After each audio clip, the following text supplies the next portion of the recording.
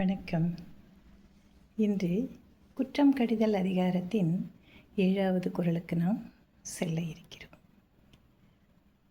ஏற்கனவே சொல்லியாச்சு, அரசியலில் ஒரு தலைவன் தன்னிடம் குற்றம் இல்லாமல் இருந்து கொள்ள வேண்டும் அப்படின்னு சொல்கிறோம் இல்லையா? அப்புறம் அவருக்கு வரக்கூடிய அந்த செல்வங்கள் அனைத்தையும் முறையாக செலவு செய்யணும். அதையும் அவங்க சொல்லிட்டாங்க. சில அரசர்கள் இருக்கிறார்கள், தலைவர்கள், வீட்லேயும் அப்படி தான். காசு பொருள் அப்படின்னு சொன்னோடனே அவங்களுக்கு மிகப்பெரிய ஆசை, அளவில்லாத ஆசை அதன் மேல். அந்த காசை என்ன செய்வோங்கிறது கூட தெரியாது. ஆனால் அந்த காசை வாங்கி சேர்த்து சேர்த்து சேர்த்து சேர்த்து வைப்பாங்க. ஒரு சின்ன தேவைகளுக்கு கூட செலவு செய்ய மாட்டார்கள். கஞ்சமாக இருப்பார்கள், கஞ்சத்தனமாக இருப்பார்கள். அந்த பொருளுக்கு என்ன மதிப்பு?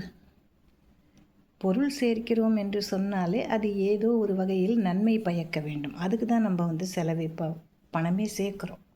பணம் வேணும்னு அதை தேடி ஓடிக்கொண்டிருக்கிறோம். ஆனால் அந்த செல்வத்தையெல்லாம் நான் வச்சு பத்திரமா கஜானால பூட்டி வச்சுப்பேன், இல்லைன்னா பீரோவில் வச்சுப்பேன், இல்லைன்னா லாக்கரில் வச்சுப்பேன் அப்படின்னு சொல்லி அந்த பெரிய செல்வத்தை எந்த ஒரு உபயோகமான செலவும் செய்யாமல் உள்ளேயே வைத்து கொண்டிருந்தால் அந்த செல்வம் எதற்கும் பயன்படாதுங்கிறது ஒரு பக்கம் இருக்க, அதனால் இவனுக்கே பயன் இல்லையே, அதை சேர்த்து வச்சுட்டு போய் சேர வேண்டியது தான். அது மாதிரி அளப்பரிய செல்வம் சேர்த்தவர்கள் எல்லாம் கடைசியில் என்ன ஆனார்கள் என்று நம்ம எல்லாருக்கும் தெரியும். செல்வம் அப்படிங்கிறது சேர்த்து வைக்க மாட்டோம்னு நினைக்கிற ஒரு கோஷ்டி இருக்குது.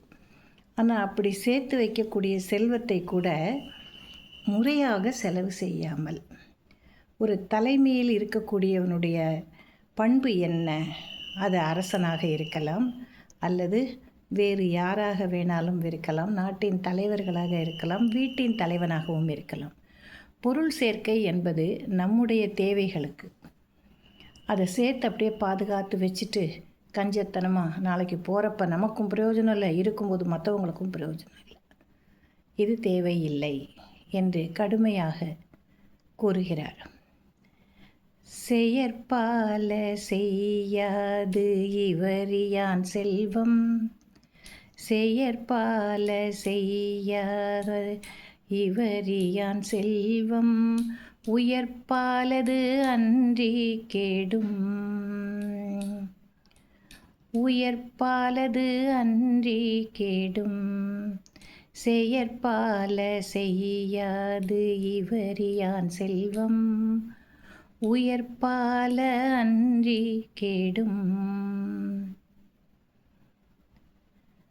அற்புதமாக சொல்லுகிறேன்.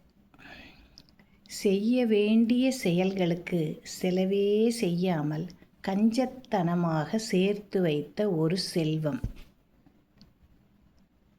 நிலைத்தும் இருக்காது. அது மிகுந்த அழிவையே கொடுக்கும். அதிகமாக சேர்த்து வச்சுருந்தா எல்லோரும் என்ன பண்ணுவான்? எடுத்துகிட்டு போகலான்னு தான் அடுத்தவன் நினைப்பான். ஒன்று அடுத்தவன் ஆட்டையாக போடுவான், நமக்கு பிரயோஜனம் இல்லாமல் போயிடும். அடுத்தது போகிறப்ப எதை தலையில் கட்டிட்டு போகிறது? 10 ரூபா காசு கூட தூக்கிட்டு போயிடுறானுங்களே. அதனால் அந்த மாதிரியெல்லாம் இருக்காத. செல்வம் இருந்தால் நம்ம சேர்க்குறோம், அந்த செல்வத்தை முறையாக செலவு செய். தேவையானவற்றிற்கு கண்டிப்பாக நீ செலவு செய்ய வேண்டும். கஞ்சத்தனமாக இருக்காதே. அது ஒரு நாளும் உனக்கு எந்த புகழை கொடுக்காது, எந்த பெயரையும் கொடுக்காது, யாருக்குமே பயனின்றி செல்லும் என்று இந்த குறள் நமக்கு இடித்துரைக்கிறது. நன்றி. நாளை அடுத்த குறளில் நாம் சந்திக்கலாம்.